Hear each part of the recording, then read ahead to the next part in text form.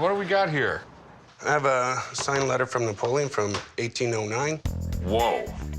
He's writing to his Minister of War regarding gunpowder replacement. Okay, cool. So is that his initials? That is his signature from that time period. Okay. Looks a lot like mine, just... This letter is different because it talks about gunpowder, which I don't think there's many letters out there with that documented. I'm going to be asking $3,000. Napoleon was a great general, and he knew how to micromanage, and that's what I like the most. The little general. The little general, that's right. Napoleon was a really, really interesting guy. He was the lowest of the low when it comes to royalty. But since he was royalty, that really helped his rise to power.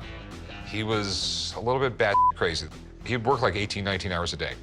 You know, the reason why he's bald right there is from pulling his hair out, because he tried to do everything.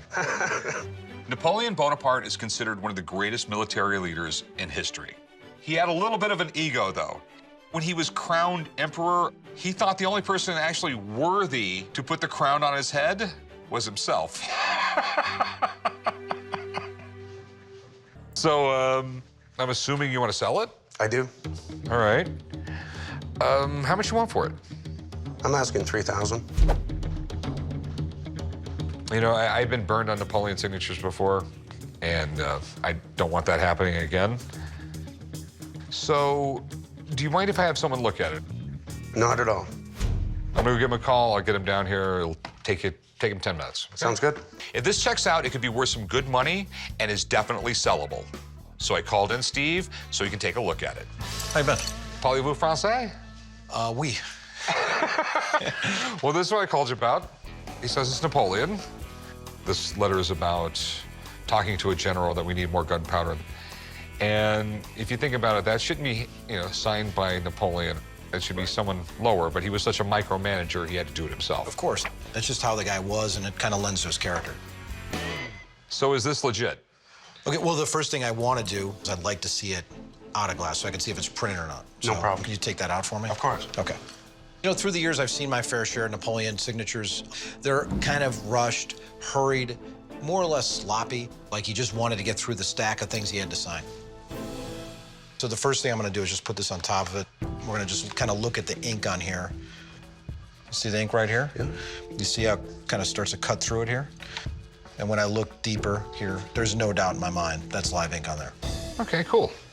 The next thing I want to do is rule out any kind of secretarial versions or something else someone signed for him. The most typical Napoleon signature is more or less this style. So basically what we see is almost an NP. I mean, his P's a little oversized here. Here's another document. We'll take a look at it again. We see the same type of letter formations. He comes right under here. Look at this pressure he puts here. He's putting that pressure there. So you think it's 100% legit?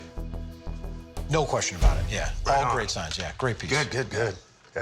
Okay, so what's it worth? The marketplace has really been flooded with this guy's signature. There's a lot of it out there. And, you know, collectors still collect it, but you don't have a tidal wave of people trying to rush out and get Napoleon signatures. Based on all that, the value of this is right about $1,500. Okay.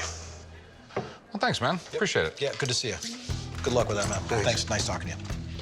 You know, I think a piece signed by Napoleon, especially framed up with a picture of him, I think that's something that is going to go pretty quick because people do know this guy. He's a big part of world history, and he's still a desirable autograph.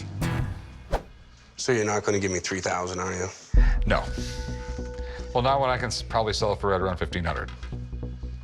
There's definitely value here. I mean, it's not like it's worthless, but, you know, $1,500 is a lot of money for someone to spend on an autograph. $2,000. Why in the world would I ever do $2,000 when I can sell it for $1,500? Okay, I'll tell you what, I will give you $1,000.